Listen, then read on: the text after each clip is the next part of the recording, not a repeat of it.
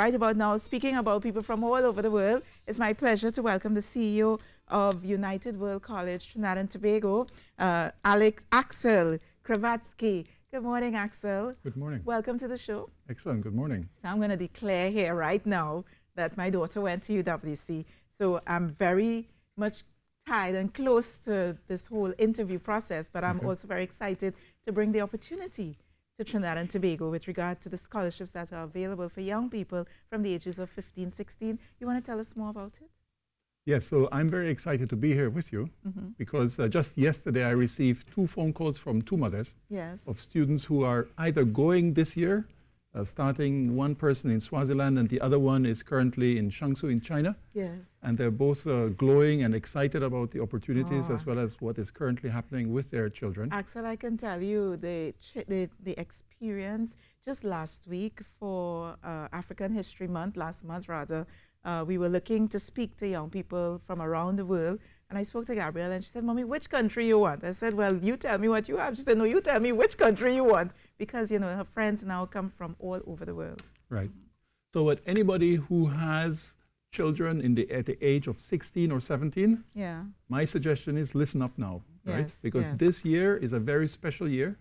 This year is the first time that Trinidad and Tobago has been offered 9 places at United World Colleges, okay? So usually, in 2004, when we started this in Trinidad and Tobago, we got 1 scholarship to Norway, a full scholarship. Nobody wanted it, right? This year, we have 9 places. And usually there are quite a lot of applicants. Very competitive as well. And most applicants come from people who know people who are there now. Because everybody just glows about it. So if you're 16 or 17 and you're currently studying towards CXC, or you know other persons who are doing that, this is the time to pay attention. It's very simple. You go to uwctt.org, or you just type in UWC anywhere on the website in the internet, and you will find it. The 9 places, the application deadline is on 19th of February. And you can apply now. So Axel, you know, there are some parents who are probably asking, what is United World College? You're telling us about scholarships, but tell us about this institution. Right. So United World Colleges is about close to 60 years now. It's about 57 years old or so. Its purpose is to make education a force for peace, international understanding, and a sustainable future.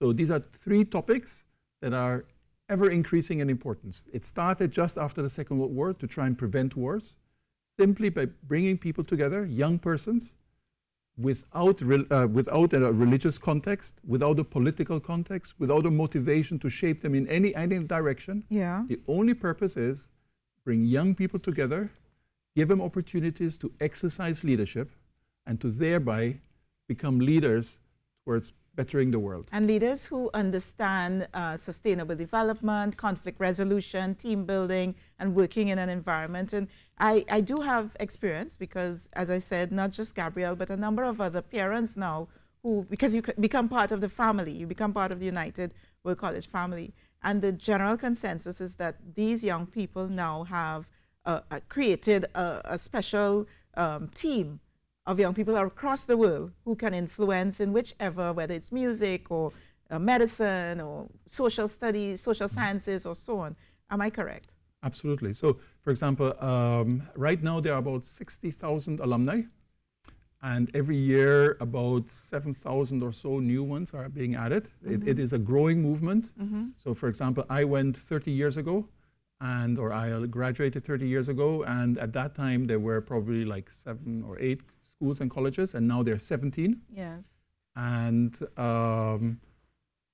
Axel, one of the questions that I know you will get is, I'm not going to send my 16-year-old halfway around the world. Why should I take my child, send them to Germany or Costa Rica or to Norway, as you said, or the Netherlands, for example? How do you speak to a parent who says, I'm not sending my 16-year-old child across the world? Yes, well, it is not the best thing for just absolutely everybody, right? It is the best thing in the world for young persons who have demonstrated initiatives, who are keen to learn about the world, young persons who have a passion inside the classroom. They don't have to be the absolute best, but they have to be good enough. And they must do something outside of the classroom. It could be anything. It could be music, sports, any topic. There is no limit. arts, anything. But show passion, show dedication, show that you are pursuing and using the opportunities you have. And then this gives you the opportunity to put that all on steroids. Right? Yes, that is very true. That is very true. I was like, whoa, this is High School Musical. What about social responsibility, demonstrating care for your fellow citizens? How important is that? It's absolutely crucial. And in fact, the whole movement, so this is for secondary school students. It's not a university program. It is the equivalent of doing the last 2 years of high school. After this, you can go to any university in the world kind of thing, right?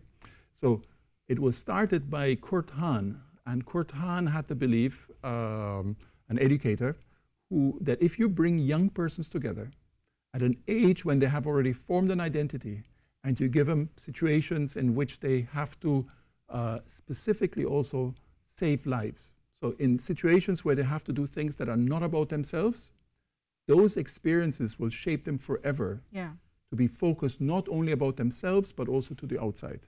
So being aware of what is going on in your environment, being conscious of your context, your history, and the issues that you're facing in your communities is absolutely crucial, because only in that way then can you be responsible to the context. And as we wrap up, this is not just theoretically, because they're actually given projects, while they are real-life projects where they go out into communities and have to manage the space themselves, whether it's volunteering with the Syrian refugee camp on a train line, or going into the forest and working with preservation of the environment.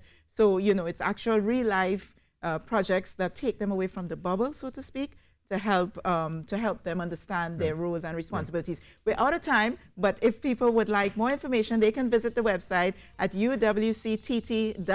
That's uwctt.org, and you can go online and get all the information. But I'll tell you though, parents, if you have a young child, 15 to 16, 15 to 17 years of age, who fits the model that Axel Kravatsky, who is the CEO of UWCTT, just mentioned, give it a go. At least, research it, find out. It might be the best thing ever for your child.